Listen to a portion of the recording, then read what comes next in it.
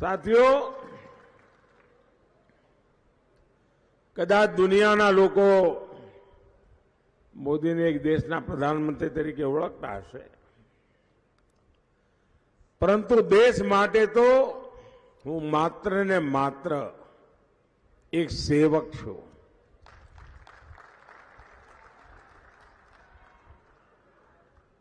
દેશવાસીઓ માટે સેવાનું વ્રત લઈને નીકળેલો, આપના માટે ખપી જનારો અને સદાય તમારો સાથી. અહીંયા અનેકોને હું નામથી બોલાવી શકું અને અનેકોએ મને કહી ગયા, નરેન્દ્રભાઈ ઉભા રહો ને જરા. એવો આપણો નાતો અને એ જ શક્તિ છે જે શક્તિને લઈને આપણે આગળ વધી રહ્યા છીએ. અનેક વાર આવ્યો છું, પરંતુ આજે હું આપની પાસે કંઈક માગવા માટે આવ્યો છું. સરકારી કામોમાં આવું તો કંઈ ને કંઈ આપવા માટે આવું, કઈ યોજના લઈને આવું, કઈ શિલાન્યાસ હોય, ઉદ્ઘાટન હોય, પરંતુ કોક વાર તો માગવા આવવું જોઈએ ને. અને મને તમારા આશીર્વાદ જોઈએ છે, જેથી કરીને 140 કરોડ દેશવાસીઓ જે સપના લઈને જીવી રહ્યા છે, એ સપનાને સાકાર કરવામાં હું કોઈ પાછી પાની ના કરું, મારી કોઈ ઉણપ ન રહી જાય. અને એના માટે મને મજબૂત સમર્થન જોઈએ. સંસદમાં મને ગુજરાતના બધા જ સાથીઓની જરૂર છે. દેશ ચલાવવા માટે મને સાબરકાંઠાએ જોઈએ ને મહેસાણાએ જોઈએ. અને મને પૂરી ખાતરી છે કે આપ સૌ 7મી તારીખે અભૂતપૂર્વ મતદાન કરીને પ્રત્યેક પોલિંગ બૂથમાં વિજય પ્રાપ્ત કરવાના સંકલ્પ સાથે ભારતીય જનતા પાર્ટીને વિજયી બનાવશો, એવી मैंने पूरी श्रद्धा है. भाइयों और बहनों, 2014 में जब आपने मुझे दिल्ली भेजा तो कोई छोटे मोटे काम करने के लिए थोड़ा भेजा था. आपने मुझे चुनौतियों को चुनौती देने के लिए भेजा था, चुनौतियों को टालने के लिए नहीं, चुनौतियों से टकराने के लिए भेजा था. और इस मिट्टी में वो ताकत है. दुनिया ने महात्मा गांधी में वो ताकत देखी थी, देश ने सरदार वल्लभ भाई पटेल में वो सामर्थ्य देखा था. इस मिट्टी में वो ताकत है जिसने मुझे पाला पोषा बड़ा किया. और मैं आपके द्वारा दिए गए संस्कारों से, आपके द्वारा दी गई शिक्षा से आज देश की सेवा करने में दिन रात खपाता रहता हूं. आज मैं संतोष के साथ कह सकता हूं कि मैंने कोई कोर कसर बाकी नहीं छोड़ी. ये कांग्रेस के लोग देश को डराते थे कि राम मंदिर बनेगा तो देश में आग लग जाएगी. राम मंदिर बना कि नहीं बना? शान से बना कि नहीं बना?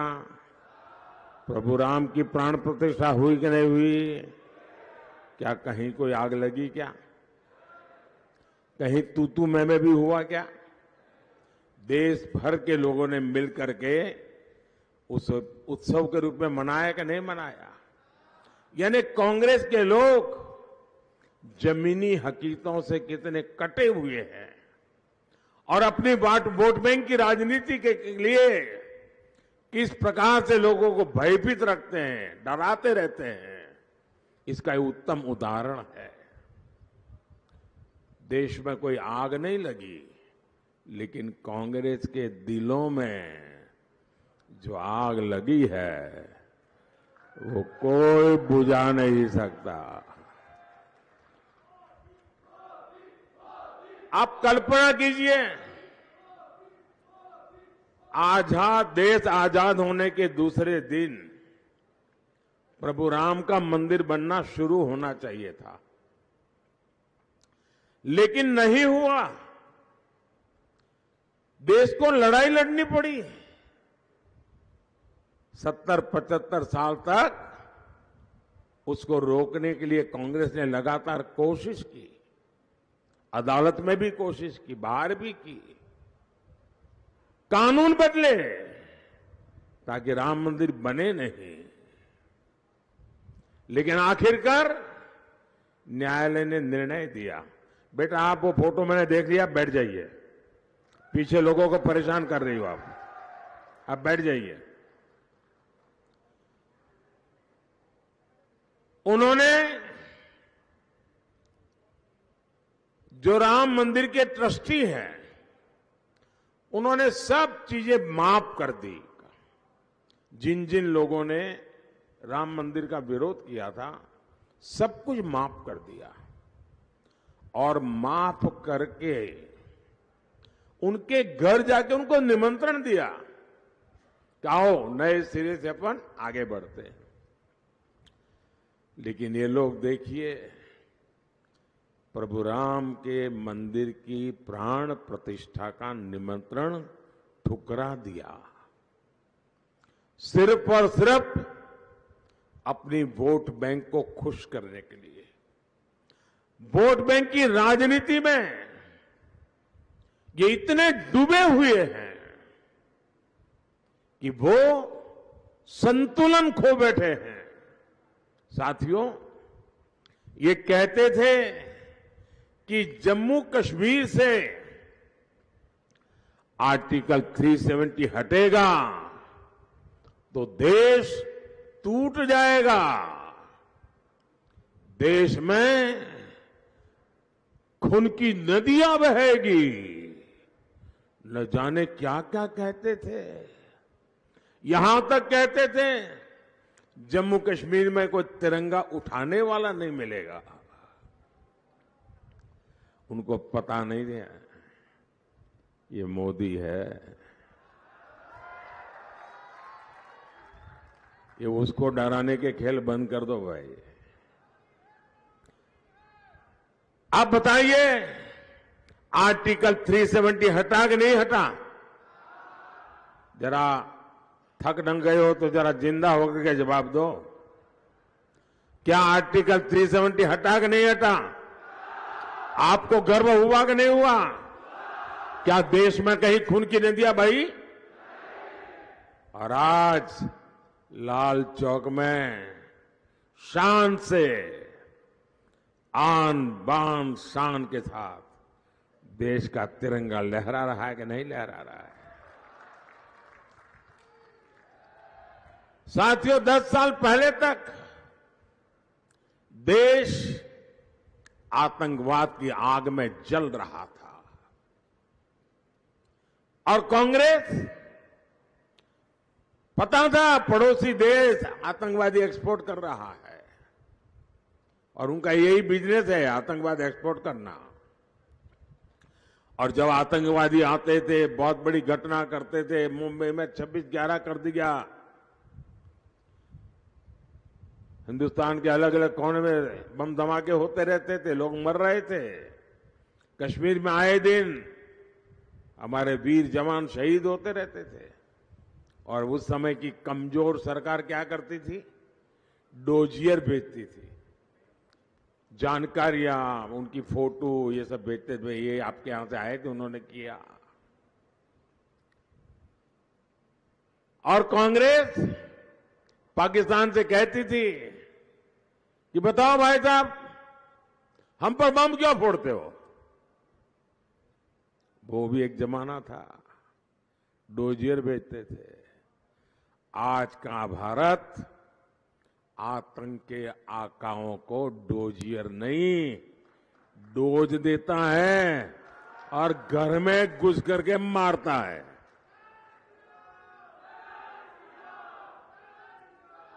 साथियों, हमारे देश में वोट बैंक की राजनीति की शिकार अगर कोई हुई तो हमारी मुस्लिम बहनें शिकार हुई।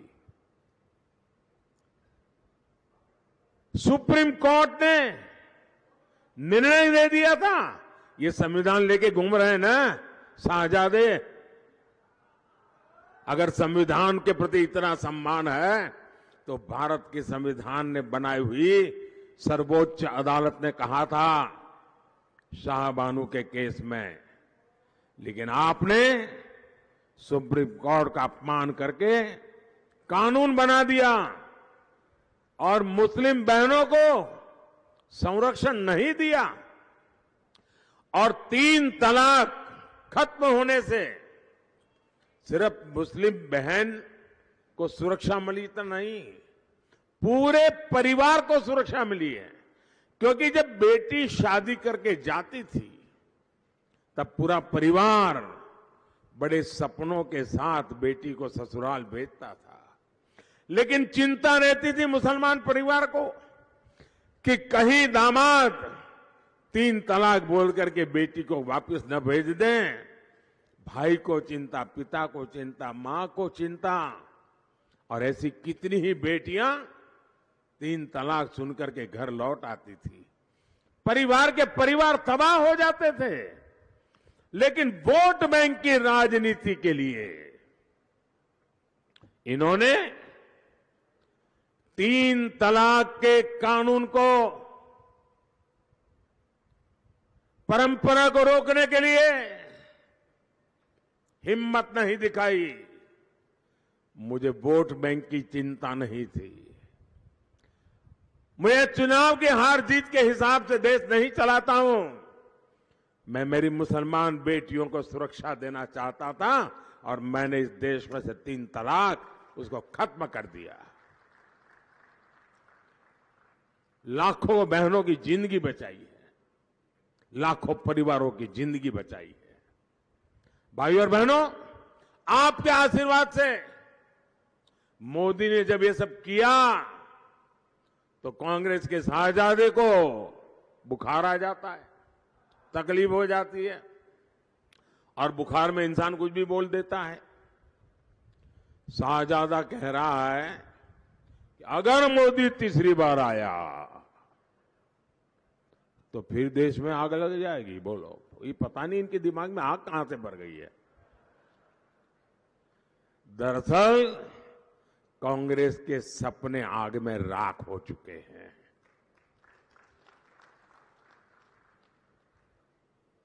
इस देश के लोगों ने कांग्रेस के हर इरादे को जान लिया है और इसलिए निराशा के गर्त में डूबी हुई कांग्रेस, जो अपनी पार्टी को नहीं बचा पाती है, जो अपनी पार्टी में जान नहीं भर सकते हैं, वह देश में सत्ता प्राप्त करने के लिए निकले हैं। 60 साल तक कांग्रेस सत्ता में रही है, लेकिन आज उनकी स्थिति लेने के देने पड़ गए हैं। ये लोग सरेआम क्या भाषा बोलते हैं देश के विभाजन की। अरे भाई, 1947 में विभाजन देख करके देश तबाह हो गया और अभी भी उनके बड़े बड़े नेता देश के विभाजन की बातें करते हैं। और ये कांग्रेस के सारे जो चट्टे पट्टे हैं ना, इंडी गठबंधन, उनकी रणनीति एक ही है, देश में अराजकता फैलाओ, अस्थिरता फैलाओ, देश मुश्किल में आ जाए, लेकिन कैसे भी करके इन्हें मोदी को बदनाम करना है। उन्होंने 100 साल की आपदा, सबसे बड़ी आपदा कोरोना के दौरान यही खेल खेले। भारत का कोविड मिशन फेल हो, भारत का वैक्सीनेशन मिशन फेल हो, इसके लिए उन्होंने हर प्रकार के हथकंडे अपनाए। जब सीए कानून हम लाए तब भी उन्होंने नकारात्मक फैला करके देश में तूफान फैलाने की कोशिश की। आप मुझे बताइए, बंटवारे के समय तब के जो हिंदू, सिख, ईसाई पाकिस्तान में रह गए थे, क्या भारत की के प्रति कोई जिम्मेदारी नहीं है? बंटवारा तो धर्म के आधार पर हुआ था ना, तो जो पीछे रह गए उनका क्या कसूर था? अब भारत ऐसे पीड़ितों को नागरिकता दे रहा है तो कांग्रेस को परेशानी हो रही है। साथियों, आज भी कांग्रेस अपनी हरकतों से बाज नहीं आ रही है। इन्होंने हर बार चुनाव हार जाए तो बहाना ढूंढते हैं, ईवीएम ने मार दिया, ईवीएम ने मार दिया, ईवीएम, और जहां जीत जाए तो चुप। ईवीएम के विरुद्ध देश को भड़काने का प्रयास कर रहे हैं। अभी सुप्रीम कोर्ट ने उनको ऐसा चांटा मारा, ऐसा चांटा मारा है, अब पता नहीं वो बोल नहीं पाएंगे कभी। अब इन्होंने क्या चलाया? संविधान खतरे में है, आरक्षण चला जाएगा। ये जो संविधान और आरक्षण की बातें करते हैं ना कांग्रेस वाले, बाबा साहब का, अंबेडकर का संविधान इन लोगों ने 60-70 साल तक राज किया, लेकिन पूरे देश में लागू नहीं कर पाए थे।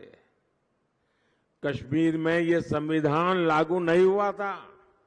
कश्मीर में दलितों को, आदिवासियों को, पिछड़ों को आरक्षण नहीं मिलता था। ये बड़ी बड़ी बातें करते हैं। ये मोदी है जिसने आकर के 370 हटा करके संविधान को कश्मीर में लागू किया। कश्मीर के अंदर जो दलित हैं उनको 70 साल के बाद अधिकार मिले, आदिवासियों को अधिकार मिले, महिलाओं को अधिकार मिले, ओबीसी को अधिकार मिले। संविधान की पवित्रता हिंदुस्तान के हर कोने में सुरक्षित करने का काम मोदी करता है। क्यों? मोदी संविधान के प्रति समर्पित है। भाइयों बहनों, जब देश के दलित, आदिवासी, पिछड़े कांग्रेस को रिजेक्ट कर दिए हैं, आज देश में सबसे ज्यादा एमएलए एससी, एसटी, ओबीसी के बीजेपी के, सबसे ज्यादा एमपी एससी, एसटी, ओबीसी के बीजेपी के, उनका सब खाली हो गया है। और इसलिए अब उन्होंने कारोबार चलाया, फर्जी वीडियो, फेक वीडियो, सारा कारोबार फर्जी। उनकी बात कोई सुनता नहीं तो मोदी का चेहरा और मुंह में दूसरी बात डाल करके लोगों को दिखाते। अरे भाई, तुम्हारे में हिम्मत हो तो तुम अपने चेहरे से बोल के दिखाओ ना। वो दम नहीं है और उनको पता है न देश उनको देखना चाहता है, न देश उनको सुनना चाहता है, न देश उनको स्वीकार करना चाहता है। और आज कांग्रेस पार्टी और पूरा उनका इंडी गठबंधन एक फेक फैक्ट्री बन चुका है। ये कहते हैं, खुद तो बड़ी बड़ी बातें कहते हैं, मोहब्बत की दुकान, लेकिन उनकी मोहब्बत की दुकान ऐसी है जो फेक सामान, फेक नारे, फेक वादे, इसको बांटने में लगी हुई है। मोदी को बदनाम करने में वो कोशिश कर रहे हैं, लेकिन मुझे पूरा भरोसा है, मैं हिंदुस्तान में जहां जहां गया हूं, देश उनकी ये झूठी बातें, फर्जी बातें स्वीकार नहीं कर रहा है। पहले और दूसरे चरण में जो मतदान हुआ है, उनके होश उड़ गए हैं और बहानेबाजी खोज रहे थे। अब जो पूरा पराजय में भी मोरल विक्ट्री देखते हो, उन लोगों को देश की जनता कभी स्वीकार करने वाली नहीं है। और मुझे विश्वास है, मेरा गुजरात इस विजय यात्रा में सबसे आगे रहेगा।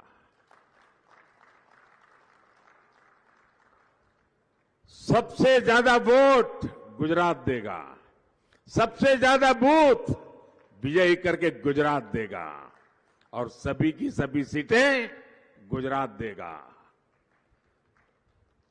साबरकांठा से एक प्राथमिक शिक्षिका इस बार चुनाव के मैदान में है।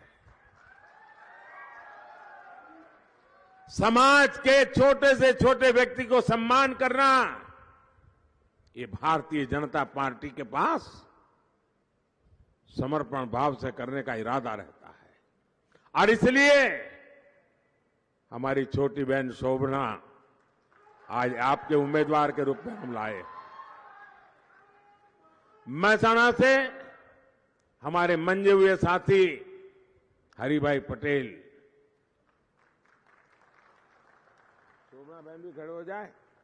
और यहां बीजापुर में उपचुनाव है, उसमें हमारे चावड़ा जी, सीजे चावड़ा, बहुत पुराने मंजे हुए खिलाड़ी रहे हैं। लेकिन मैं कहूंगा कि वो कांग्रेस में तब भी मेरे एक शब्दों को कभी उन्होंने टाला नहीं है। आज मैं पब्लिकली कहता हूं और मुझे खुशी है कि आज वो हमारे साथी बनकर के गुजरात का भाग्य बदलने के में अपना योगदान देंगे। साथियों, हम सबकी जिम्मेवारी है कि हमें हर बूथ में कमल खिलाना है। और आप ये भी पक्का मान लीजिए, जब आप इनको वोट देंगे ना, तो वोट सीधा सीधा मोदी के खाते में जाएगा। आपका हर वोट मोदी को मजबूत करेगा। और आज पूरा देश बड़े विश्वास से कह रहा है, फिर एक बार, फिर एक बार, फिर एक बार। और एक बात आपको भूलनी नहीं है, यहां हमारे भूपेंद्र भाई गुजरात के विकास के लिए जो मेहनत कर रहे हैं, नम्रता के साथ, मृदुता के साथ, ये विजय गुजरात की विकास यात्रा को भी मजबूती देने वाला है। और इसलिए भी, और भाइयों बहनों, मैं गुजरात का बहुत उज्जवल भविष्य देख रहा हूं। અને મારે પહેલા જે પહેલી વાર જે વોટર છે ને એમને જરા ખાસ વાત કરવી છે, જે લોકોને પહેલી વાર મત આપવા જવાનું છે। કારણ કે અત્યારે જે પહેલી વાર વોટ આપવા જશે ને, એમને તો ખબર જ નહીં હોય કે એમના મા બાપ કેવી મુસીબતમાં જીવતા હતા। કાચા રોડ હોય, હોસ્પિટલ ના હોય, હોસ્પિટલ હોય તો ડોક્ટર ના હોય, હોસ્પિટલ હોય ડોક્ટર હોય તો દવા ના હોય।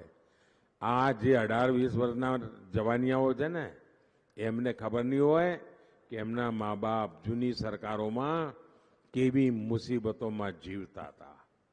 જે 18-20 વર્ષના મતદાતાઓ છે, એમને એ ખબર નહીં હોય કે આ મોદી સાહેબને તમે દિલ્હી મોકલ્યા, એ પેલા દેશની શું દશા હતી। તમે જોયું હશે, બધે ચોરે ને ચૌટે એક સૂચના જોવા મળતી હતી। યાદ હશે, બધા જૂના લોકોનું કઈ ચાલે યાદ આવશે। કોઈ પણ બિનવારસી ચીજ દેખાય તો હાથ અડાડવો નહીં, બિનવારસી ચીજ દેખાય તો દૂર રહેવું, ક્યાંય બિનવારસી બેગ દેખાય તો પોલીસને જાણ કરવી, કોઈ બિનવારસી ટિફિન દેખાય, કેમ તો દેશમાં ક્યાંય પણ બોમ્બ ભડાકો થશે એવું દેશ ભાઈમાં જીવતો હતો। આ મોદી સાહેબને આયા પછી આ બિનવારસી બધું શું થયું ભાઈ? બંધ થઈ ગયું કે ના થઈ ગયું? એનો અર્થ એવો કે જે એ વૃત્તિના લોકો છે, એમની વૃત્તિ નહીં ગઈ હોય, પણ એમને ખબર છે કે મોદી સાહેબ છે ત્યાં સુધી નહીં કરાય। અને એટલા માટે ભાઈઓ બહેનો, 18 વર્ષની ઉંમરના બાળકો જે છે ને, જવાનિયાઓ, એમને આ જોવા જેવું છે। તમે પહેલા છાપું ખોલો ને તો ભ્રષ્ટાચારના સમાચારો આવતા હતા। પહેલા જયારે છાપું ખોલો ને, ભ્રષ્ટાચારના સમાચારો આવતા હતા। આટલા ગયા, આટલા લૂંટાયા, આટલા ગયા। આજે કયા સમાચાર આવે છે? આટલા પકડાણા, નોટો ગણતા ગણતા મશીન થાકી ગયા, એવું આવે છે। આવે છે કે નથી આવતું? હવે આ બધે પકડું તો પછી તકલીફ તો થાય ને ભાઈ. તો પછી મોદીને હટાવવા માટેના કારસા તો રચે કે ના રચે? તો મારી રક્ષા કોણ કરે? મારી રક્ષા કોણ કરે? કોણ કરે? અરે મારા દેશનો એક એક નાગરિક કરે. આ મારા ગુજરાતનો વાલો ભાઈ કરે, મારો બહેન કરે. ભાઈઓ બહેનો, એક જમાનો હતો ઉમરગામથી અંબાજી સુધી આખા આદિવાસી પટ્ટામાં વિજ્ઞાનની શાળા જ નહોતી. બોલો, આ બધા આટલી બધી વાતો કરે છે ને આરક્ષણની, વિજ્ઞાનની શાળા જ નહોતી. તો આ મારો આદિવાસી છોકરો વિજ્ઞાનની શાળામાં ના ભણે તો એન્જિનિયર ને ડોક્ટર ક્યાંથી થાય ભાઈ? ગુજરાતમાં મોદી મુખ્યમંત્રી બન્યા પછી પહેલી વાર આદિવાસી પટ્ટાની અંદર વિજ્ઞાનની શાળાઓ શરૂ થઈ અને આજે તો મેડિકલ કોલેજો આદિવાસી પટ્ટામાં છે. આજે યુનિવર્સિટીઓ આદિવાસી પટ્ટામાં છે. વિકાસ કેમ કરાય? તમે વિચાર કરો સાહેબ. 4 કરોડ ઘર આપણે બનાયા. આંકડો નાનો નથી. ગરીબો જેની પાસે જિંદગીમાં 4 પેઢીથી પાકું ઘર નહીં જોયું હોય એવા પરિવારોને પાકું ઘર મળે ને. અહીંયા બધી પાકા ઘર જેને મળ્યા છે ને એ બહેનો આવીને મને હમણાં આશીર્વાદ આપ્યા. તમે જોયું હશે. આ પાકું ઘર મળે ને એટલે એના સપના પાકા થઈ જાય.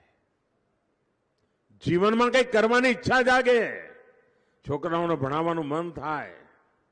જિંદગી બદલાઈ જાય. અને તમને મારી વિનંતી છે, હું કહું એક કામ કહું, તમે કરશો? થાકીને જ ગયા ને? કરશો? એક કામ કરજો. આ ચૂંટણીમાં તમે ગામે ગામ જાઓ ને તો કોઈ ગામમાં 1-2 લોકો કદાચ તમને એવા મળે કે હજુ ઘર ના મળ્યું હોય. કારણ કે રહી ગયા હોય કામ. કેટલાકમાં ઘર મળ્યું હોય પણ હવે છોકરો જુદો રહેવા ગયો હોય, એને ઘર ના હોય. તો એમને કહેજો કે આપણા મોદીભાઈ આવ્યા હતા અને મોદીભાઈએ કહ્યું તમે ચિંતા ના કરતા, 3જી વખત સરકાર બનશે ને તમારું ઘર બની જશે. આ મારી ગેરંટી. કહી દેશો? જેના ઘરમાં ગેસનું કનેક્શન નહીં હોય મારા વતી તમે કહી જ દેજો. તમને કોરો ચેક આપી દીધો મેળો. તમે જ મારા માટે મોદી. કોઈને નળથી જળ કનેક્શન ના મળ્યું હોય કહી દેજો, 3જી ટર્મમાં પાક્કું. આપ વિચાર કરો. 2-3 કામો માટે હું તમને ધ્યાન દોરવા માંગુ છું. આપણે એક યોજના બનાવી છે. કોઈ પણ સમાજનો, કોઈ પણ વર્ગનો વ્યક્તિ, ગુજરાતનો કોઈ પણ વ્યક્તિ, ગુજરાતમાં રહેનારો કોઈ પણ વ્યક્તિ તમારા ઘરમાં 70 વર્ષથી ઉપરના પિતા, માતા, કાકા, કાકી, નાના, નાની કોઈ પણ હોય, અને આજકાલ તો હોય છે જ, પરિવારમાં વડીલો હોય છે, પરંતુ ખાવા પીવામાં કોઈ છોકરાને તકલીફ ના પડે. મા બાપને ખવડાવે, પીવડાવે, શાંતિથી રાખે પણ ખરા. પણ જો બીમારી આવી જાય તો છોકરો ગમે તેટલી મહેનત કરતો હોય ને પણ એના ટાંટિયા ના મળે બિચારાના. કારણ કે એક બાજુ છોકરા મોટા કરવાના હોય, છોકરાની ચિંતા હોય, એમને ભવિષ્ય જોવાનું હોય. બીજી બાજુ મા બાપ માંદા પડી જાય તો શું કરવું? તો મોટો બોજ જે 35, 40, 50, 55 વાળી ઉંમરના ભાઈઓ છે એમના ઉપર પડે.